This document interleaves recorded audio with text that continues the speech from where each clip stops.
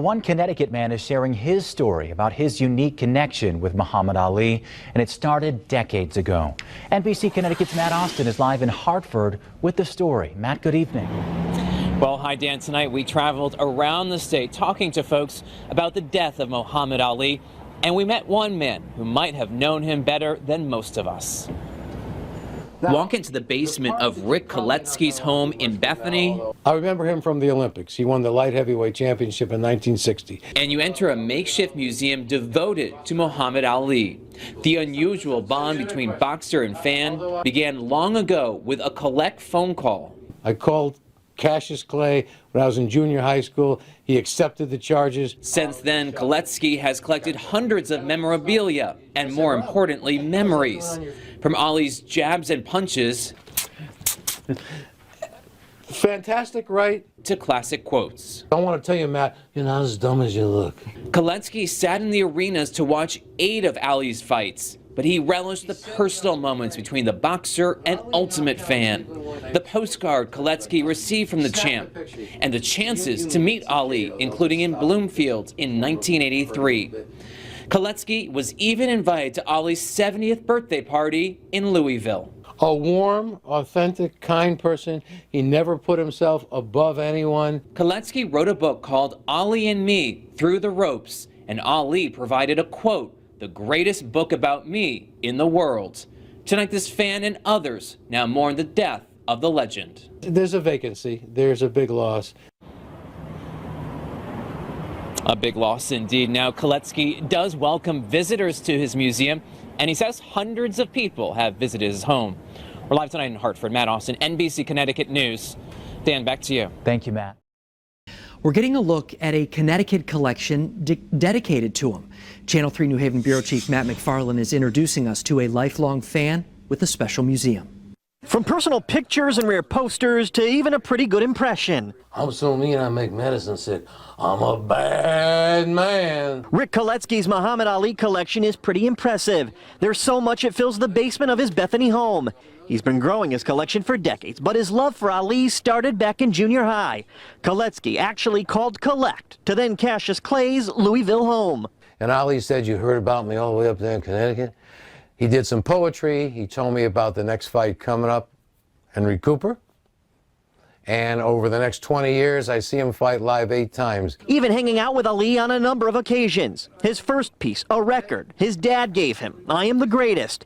But one near and dear to his heart, a postcard sent from Africa before Ali's Rumble in the Jungle fight against George Foreman, signed by the champ. Some of the more unusual yet still pretty neat stuff you'll find here at the museum: an Ali watch, some Ali aftershave, Ali shoe polish, and also the Louisville lip balm. And then there's this picture 4 years ago at Ali's 70th birthday party. Ali, Rick, and trainer Angelo Dundee. The cake appropriately decorated with butterflies and bees. And yes, Rick even has those. In the early 80s, Kaletsky wrote a book about Ali in which the champ called him at 1:30 in the morning. Picks up the phone. "Is Muhammad Ali? Got your book right here." And then we had a little more conversation. And when Rick and his wife sent out a birth announcement, never imagining a response, Ali called again to congratulate. She says, "You just missed the call." "What call? What are you talking about?" "Just, this Muhammad Ali. Heard you had a little girl. God bless her." That's a pretty fancy phone call. For Kaletsky, it's not the memorabilia, the fights, or the loudmouth showman, but rather the memories of the man he'll cherish forever. He never looked down on people. He always had time. He had time for that autograph, for that hug for a kid, to listen to people. He didn't put himself above anyone. An extremely nice human being. Put athlete aside for a moment. With the mobile newsroom in Bethany, Matt McFarland, Channel 3 Eyewitness News. Muhammad Ali is also being remembered and missed right here in Connecticut. News 8's Josh Scheinblum joins us live with the story of one man who actually knew the world champion. Josh. Good evening, Brian. Rick Kaletsky of Bethany is a safety consultant by trade, but his passion is boxing. He's not a fighter himself, but he's a wealth of knowledge about the late Muhammad Ali.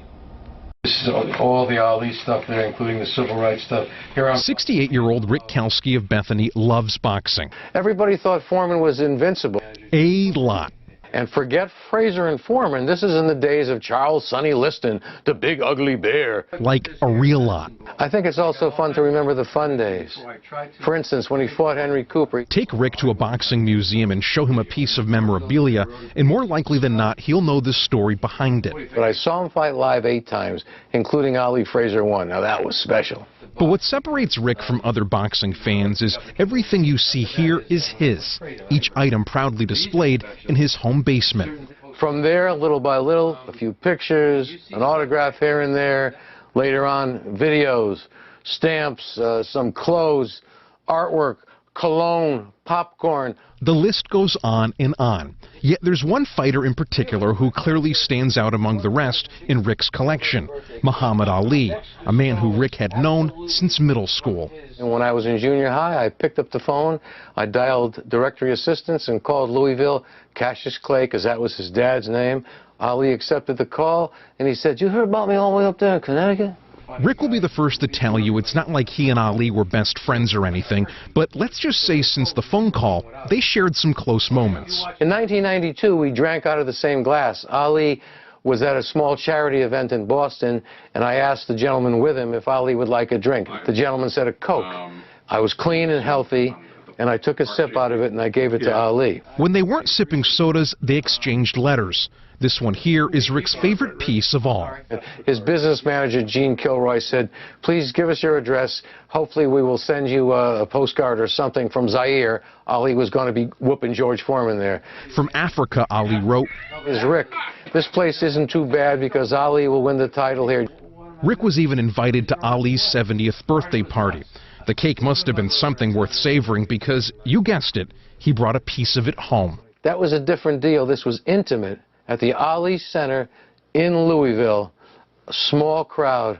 With Ali's passing, you might say in the last day the collection has transformed into a memorial shrine of sorts. Rick says he intends to keep it that way. One of his famous quotes was something like, "Treat every day as if it was your last, because one day you're going to be right." All right, Josh. Rick is the author of a book titled Ali and Me, and he says what he hopes people remember most about what Ali stood for was his message that people should always be their best selves. For now, we're live in studio. Josh Schenblum, News 8.